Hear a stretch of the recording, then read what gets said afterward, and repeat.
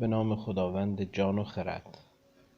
زبان عضوی است که خداوند برای گویش و گفتار در اختیار ما قرار داده است.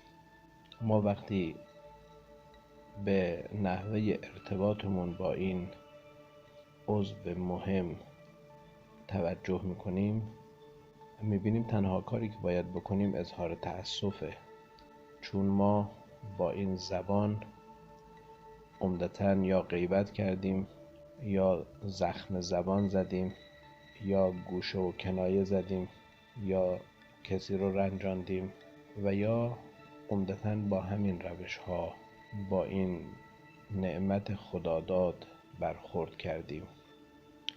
پس باید بگیم که ای زبان من از نحوه برخوردم با تو متاسفم و من مسئولیت اشتباهات خودم رو میپذیرم و اون رو به گردن دیگری نخواهم انداخت.